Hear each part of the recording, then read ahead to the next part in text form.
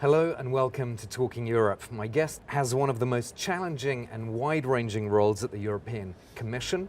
Maros Sefcovic is the Executive Vice President in charge of the European Green Deal, interinstitutional relations and foresight.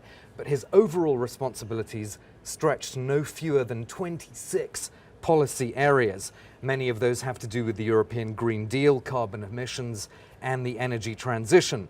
In the UK, he is known as the Brexit negotiator who helped to secure an agreement after nearly 7 years of talks, with one newspaper dubbing him Mr. Fix-It.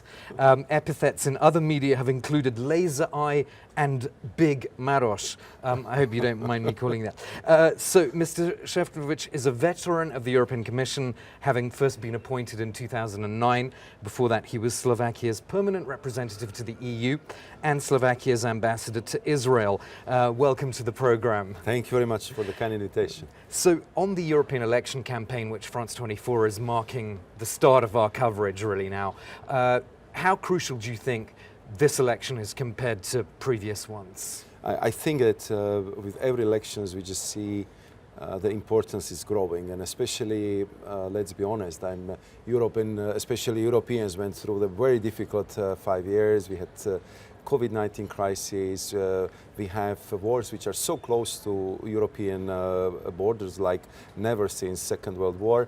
And of course, every household is coping with high prices of energy and we are still battling inflation. So it was a very difficult period.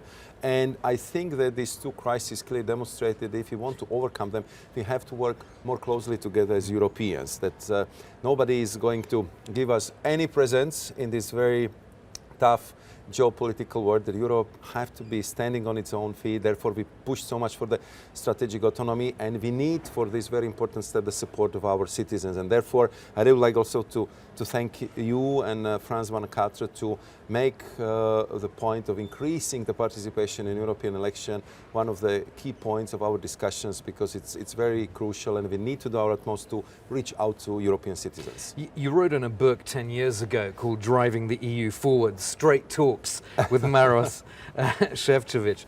You said pro-EU forces have to take the lead.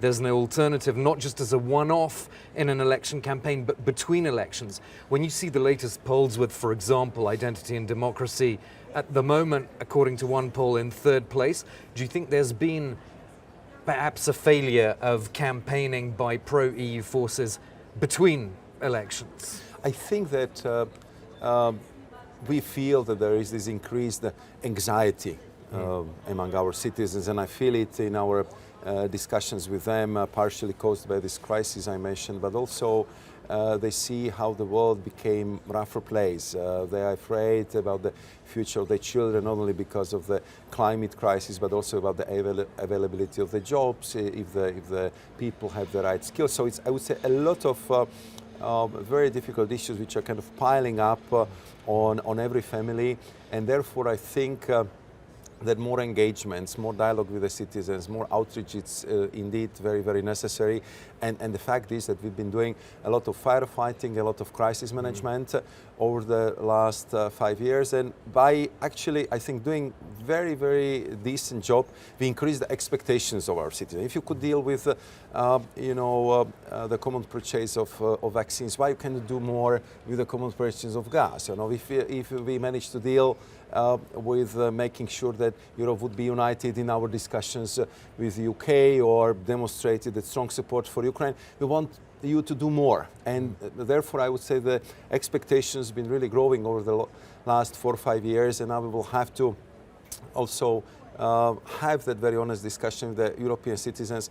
We could do more if we would have a political support, if we would have also a little bit more financial means for everything what is expected, and that would be, I would say, the task for all of us between now and the European Parliament elections. Let's talk a bit about the Green Deal, because obviously a lot of your responsibilities in the Commission have to do with that. There was an analysis by the European Commission in December which showed quite alarmingly that the EU is not on course to meet its targets for 2030, that on carbon emissions, instead of achieving a 55% reduction, actually the EU is on course to achieve a 51% reduction. What would that 4% difference mean, do you think, in practical terms? I think that it would mean that we didn't do our job thoroughly enough, and therefore what is happening right now is that we are in very intensive interaction with our member states, because all of them been asked to develop the so-called national energy and climate plans, where we would like to discuss with them how each one of our member states is going to contribute to this collective goal of 55%. So we still have a time until June, I believe, that we'll be there. But some countries didn't actually submit their analysis on time. That's true. So we still...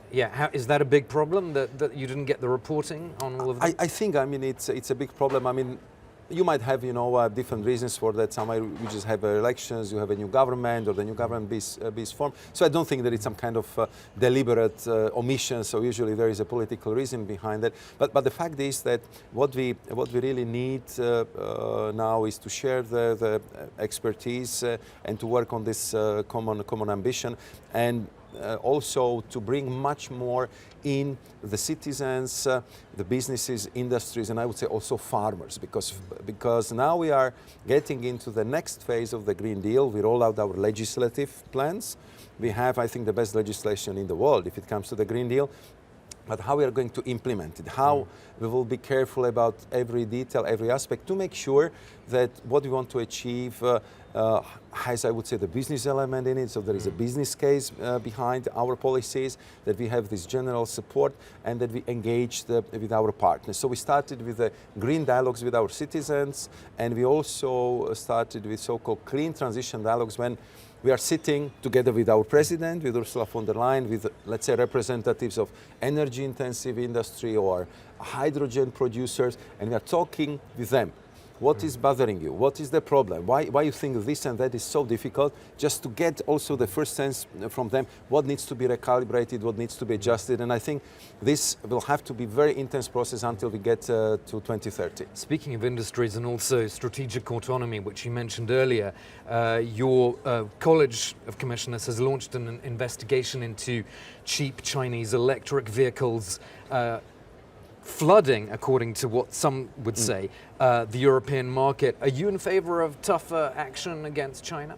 I think we have to be very clear on this one. We cannot, let's say, afford second solar panel story. I mean, it was our innovation, our invention, and then because of the, I would say, dumping policies, where heavily subsidized panels from China completely wiped out our solar industry in Europe. We cannot repeat the same in such an important segment of our economy, how the car industry. And I want to make sure, and together the whole College of Commissioners, and I'm sure that also leaders of Europe, that the best, safest, the most sustainable cars in the world will continue to be manufactured and made in Europe. And therefore, we just want to see, and we want to investigate, what are the subsidies? What is the support these Chinese manufacturers are getting from the government? So we would have level playing field not only in Europe but also on the global scale. But can you imagine punitive measures though? Because if there isn't a threat of something, then it's not going to stop, presumably. We are not there yet, because also this investigation it takes a time. We want really to do the thorough job. We are also communicating on this on different levels, also with our Chinese counterparts. We just want to have a fair system. But of course, if we would see that there is a persistent, huge subsidies policy toward providing this assistance to the Chinese car industry at the expense of European manufacturers, we will have to act. Just a word on Brexit. How well do you think the deal that you helped to put in place between the EU and Britain, how well do you think it's working now? I have to say that there is clearly a sea change in the mood and quality of relationship between UK and European Union. I mean, we had very difficult times since the referendum on Brexit, and I'm very glad that the last year we found a solution in the form of Windsor framework. It dramatically calmed down the atmosphere We've been, of course, working very hard with our UK partners to make sure that UK will become again the part of the biggest research and innovation program in the world, Horizon Europe, and they are now part of it. And what we agreed with my then partner, James Cleverly, now my partner is David Cameron, the ex-Prime Minister, now Foreign Secretary. We agreed that before any of our mutual issues would hit the headlines, we'll try to solve it before. We'll use all our expertise just to focus on solving the problems before it becomes political one, and it works. Do you get the sense that the things that were unfinished though in that deal, for example, financial services, is there any political will to complete those areas? I think we are very honest with our British partners, because we are telling them that unless the key parameters of Brexit, meaning that they do not want to be part of the single market, they do not want to be part of our customs union, and they cannot accept the role of the European Court of Justice in the dispute settlement mechanisms, the trade and cooperation agreement is the best we have. It's, I think, very wide-ranging agreement, and I have to say that we are still exploring the full potential for closer cooperation in different areas. So we'll do our best, but once the parameters are there, there would be, I would say, the natural limitations of how far we can go, even with the best political will. We'll have to end it there. Thank you so much for being my guest, Maros Sefcovic, who is the Executive Vice President of the European Commission. Thank you for watching this interview, and I'll be back after a short break for the second part of Talking Europe.